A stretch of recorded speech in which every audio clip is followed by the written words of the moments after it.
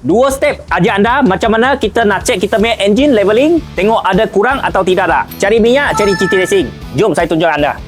Okey, pertama kita kena parking dekat tempat yang rata, lantai yang rata. Tak boleh kita parking macam ni. Tengok, dia sengit-sengit.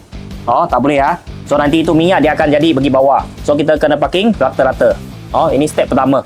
Okey, step kedua, kalau boleh kita check kita punya minyak engine leveling dalam waktu pagi sebelum kita suruh parking satu hari. So next day kita baru check, barulah dia tepat.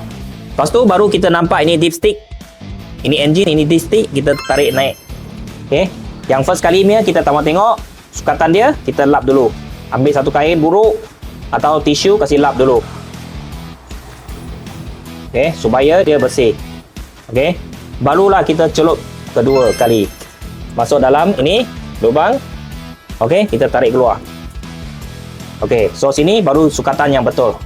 So yang ini dia ada satu langkah dengan dua langkah, yang nombor 2 ini baru betul. Kalau dia bawah sini, mana minyak anda sudah kurang. Oh, kena semak apa sebab dia kurang. Antara makan minyak hitam atau minyak hilang. Kena semak. Okey, kalau dekat sini memang betul lah. Jadi kawan-kawan sudah dapat belajar tak macam mana kita buat leveling minyak enjin. So harap video ini boleh bagi anda manfaat. Kalau suka video ini jangan lupa like, follow, share dan komen di bawah jika anda semak anda punya minyak dengan cara yang betul. Komen di ruang komen. Okay? Belum follow kita punya, cepat-cepat bagi follow. Bagi kita satu like supaya kita punya video lebih mantap. Thank you guys.